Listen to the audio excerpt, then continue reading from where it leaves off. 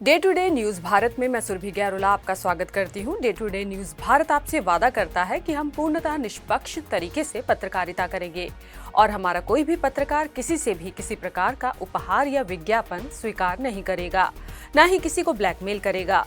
हम दबे कुचले लोगों की आवाज बनेंगे। Day to day news Bharat ऐसे लोगों के बारे में कोई खबर नहीं चलाएगा जो भोले भाले लोगों को बेवकूफ बनाते हैं और धोखा देते हैं, जैसे तांत्रिक और ढोंगी बाबा। और हम लोगों की नजर में लोकतंत्र के चौथे स्तंभ को मजबूत करने की कोशिश करेंगे। रुक करते हैं डे टू डे की टॉप खबरों का। अमेरिकी राष्ट्रपति डोनाल्ड ट्रंप द्वारा लाइबेरिया के राष्ट्रपति जोसेफ बोकाई की अंग्रेजी की तारीफ करने का मामला तूल पकड़ता जा रहा है। लाइबेरिया के लोग ट्रंप से काफी नाराज।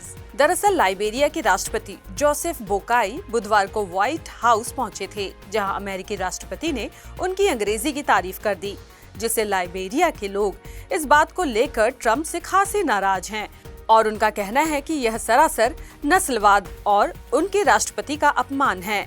लोगों का कहना है कि ट्रंप मानते हैं कि अफ्रीका के लोगों को अच्छी अंग्रेजी नहीं आती है और उन्होंने राष्ट्रपति बोकाई की तारीफ नहीं की, बल्कि उनका मजाक उड़ाया है। पाकिस्तान के बलूचिस्तान में बड़ा हमला, 9 लोगों को गोलियों से भून डाला गया। घटना की अभी तक किसी भी संगठन ने जिम्मेदारी नहीं ली है। जानकारी के मुताबिक पाकिस्तान के बलूचिस्तान में बंदूकधारियों ने नेशनल हाईवे पर झोब इलाके में एक बस को रोका और फिर यात्रियों से उनकी पहचान पूछी। इसके बाद 9 लोगों को गोली मारकर हत्या कर दी गई। सभी यात्री पाकिस्तान के पंजाब के अलग अलग इलाकों से थे। शवों को पोस्टमार्टम के लिए भेज दिया गया। बस अटैक की घटना की अभी तक किसी भी संगठन ने जिम्मेदारी नहीं ली है।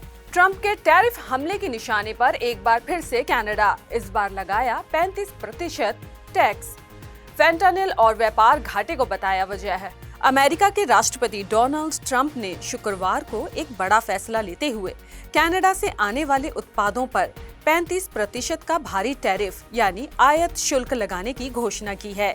यह शुल्क 1 अगस्त 2025 से लागू होगा और अमेरिका में दाखिल होने वाले सभी कनाडाई उत्पादों पर लागू रहेगा।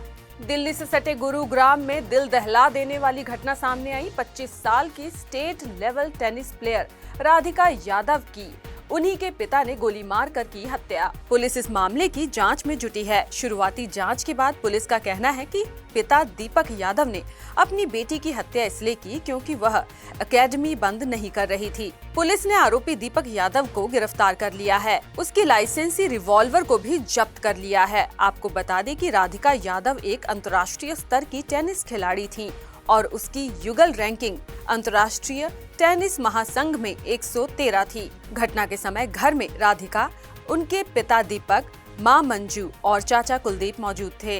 बिहार वोटर लिस्ट रिवीजन पर भड़की आप, कहा चुनाव से पहले वोटर लिस्ट में गड़बड़ी कराती है बीजेपी।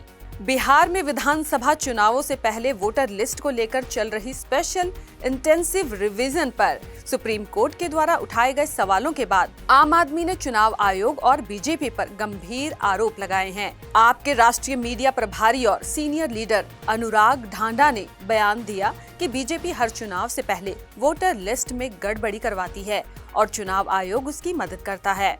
भारत में आज फिर से भूकंप के झटके। सुबह सुबह हिमाचल प्रदेश की चंबा की जमीन थर्राई। पंजाब में भी कुछ हिस्सों में महसूस किए गए झटके। हिमाचल प्रदेश के चंबा जिले में सुबह सुबह लोगों में तब दहशत फैल गई जब भूकंप के जोरदार झटके महसूस हुए। इस दौरान लोग अपने घरों से बाहर निकल गए। भूकंप की तीव्रता रिएक्टर स्केल पर 3.5 मापी गई।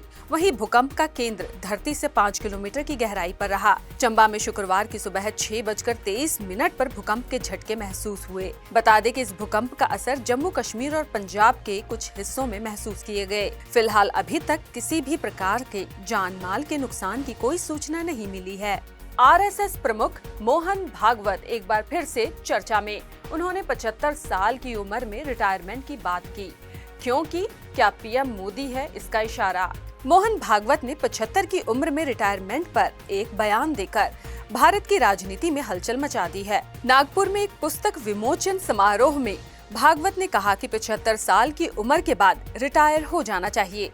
तो भागवत का ये बयान किसके लिए है? खुद के लिए, पीएम मोदी के लिए या फिर बीजेपी आरएसएस से जुड़े सभी लोगों के लिए? वैसे प्रधानमंत्री मोदी और भागवत दोनों की उम्र 74 साल है और दोनों नेता इस साल सितंबर में 75 वर्ष की आयु पूरी करने वाले हैं। क्या यह बयान बीजेपी में नेतृत्व परिवर्तन की नई बहस को जन्म देगा या यह आरएसएस की अगली पीढ़ी को अवसर देने का संदेश है? आज सावन के साथ कांवड़ यात्रा की शुरुआत हो चुकी है। लाखों की संख्या में श्रद्धालुओं ने यात्रा का आरंभ किया। भारत में सावन के पावन महीने की शुरुआत के साथ कांवड़ यात्रा शुरू हो गई है। लाखों शिव भक्त गंगा जल लेकर मंदिरों की ओर बढ़ रहे हैं। प्रशासन ने सुरक्षा, सफाई और धार्मिक मर्यादा बनाए रखने के लिए विशेष इंतजाम किए हैं। इस 28 दिन की यात्रा में हरिद्वार से करीब 4.5 करोड़ कांवड़ियों के आने की संभावना है। दिल्ली के आजादपुर मार्केट में गिरी इमारत, इस हादसे में एक शख्स की मौत।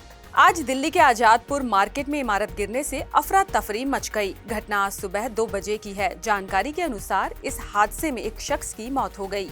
पुलिस ने मृतक की पहचान 46 वर्षीय मनोज के रूप में की। इमारत के ढहने से पास ही एक ट्रक भी क्षतिग्रस्त हो गया। घटना की जानकारी के मिलने के बाद मौके पर राहत और बचाव कार्य चलाया गया। कहा जा रहा है कि इमारत के मलबे में कुछ अन्य लोग भी फंसे हो सकते हैं। राजस्थान की 11वीं और 12वीं कक्षा की किताब पर मचा सियासी कोहराम। सूबे की सरकार ने किताब को तुरंत किया बैन। आरोप यह लगा कि इतिहास विषय की पुस्तक आजादी के बाद का स्वर्णिम भारत में सिर्फ कांग्रेस से जुड़े हुए राजनेताओं का ही महिमा मंडल किया गया है और बीजेपी के नेताओं की अनदेखी की गई है।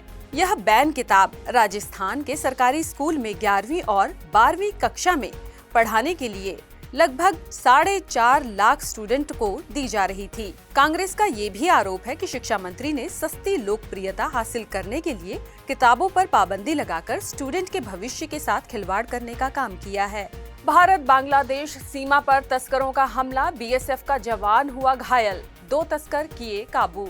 पश्चिम बंगाल के उत्तर 24 परगना जिले में एक बार फिर बांग्लादेशी तस्करों ने बीएसएफ जवानों पर हमला किया। तस्करों ने जबरन तस्करी की कोशिश की। बीएसएफ के नौजवानों ने इस हमले का साहस पूर्वक सामना किया, आत्मरक्षा में फायरिंग की और तस्करी की इस कोशिश को पूरी तरह नाकाम कर दिया। कार्रवाई के दौरान 2 तस्करों को गिरफ्तार किया गया है। मौके से 10 किलो गांजा, 100 फेंसिडिल की बोतलें और एक धारदार हथियार बरामद किया गया है। इस अभियान में बीएसएफ का एक जवान घायल हो गया। मध्य प्रदेश के बालाघाट गोंदिया 4 लेन सड़क के साइड शोल्डर धराशाही। करोड़ों की लागत से बनी 4 लेन सड़क का हाल ही में हुआ था उद्घाटन। मध्य प्रदेश में बालाघाट गोंदिया 4 लेन सड़क का पहली बारिश ने ही निर्माण की गुणवत्ता की पोल खोल दी है। गोंगलाई और भमोड़ी गांव के पास सड़क किनारे का साइड शोल्डर धराशाही हो गया है। बता दें कि करोड़ों की लागत से बनी 4 लेन सड़क का निर्माण KCPL कंपनी कर रही है, लेकिन भारी बारिश के बाद स्लोप और कंक्रीट स्ट्रक्चर कई जगह से धंस गए, जिससे नीचे की मिट्टी बह गई और पूरा ढांचा कमजोर हो गया है। जाहिर है कि सड़कों के निर्माण कार्य में गुणवत्ता की अनदेखी की गई है। सरदारजी 3 को लेकर दिलजीत दोसांझ पर भड़की कंगना रनौत। हानिया आमिर को कास्ट करने को लेकर नाराज दिखी कंगना। सरदारजी 3 में हानिया आमिर संग काम करने को लेकर कंगना रनौत ने दिलजीत दोसांझ पर भड़ास निकाली है। दरअसल हाल ही में एक इंटरव्यू में कंगना ने दिलजीत और सरदारजी 3 के पूरे विवाद पर अपनी राय दी। बेबाकी से कंगना ने कहा, मैंने इस बात पर जोर दिया था कि हमें राष्ट्रीय निर्माण की भावना रखनी चाहिए। हर कोई इसमें हितधारक है। दिलजीत का अपना रास्ता क्यों है? किसी और क्रिकेटर का अपना रास्ता अलग क्यों होगा? जापान ने इंटरनेट स्पीड के मामले में बनाया विश्व रिकॉर्ड। पलक झपकते ही होगी पूरी लाइब्रेरी डाउनलोड। अपनी टेक्नोलॉजी के लिए जाने जाते जापान ने इंटरनेट स्पीड का विश्व रिकॉर्ड बनाया है। जानकारी के मुताबिक 1.02 मिलियन गीगाबाइट यानी जीबी डाटा 1 सेकंड में डाउनलोड किया गया है। आसान भाषा में इसे ऐसे समझाया जा सकता है कि पलक झपकते ही वीडियो एंटरटेनमेंट के मशहूर OTT प्लेटफॉर्म पर मौजूद पूरी लाइब्रेरी 1 सेकंड में डाउनलोड हो जाएगी। खिलाड़ियों को फैमिली से दूर रखने के BCCI के नियम पर गौतम गंभीर का बयान। गौतम गंभीर ने BCCI के इस नियम का समर्थन किया। BCCI के खिलाड़ियों का फैमिली से दूर रखने के नियम को लेकर गौतम गंभीर ने कहा कि विदेश खेलने जाना छुट्टियां मनाना नहीं है। गौरतलब है कि ये नियम 2024-25 में ऑस्ट्रेलिया में बॉर्डर गावस्कर ट्रॉफी हार के बाद लागू किए गए थे। बीसीसीआई के नए नियमों के अनुसार 45 दिन या उससे अधिक लंबी यात्रा में परिवार 2 हफ्ते के लिए साथ रह सकते हैं, जबकि छोटे दौरे में यह 7 दिनों तक के लिए सीमित है।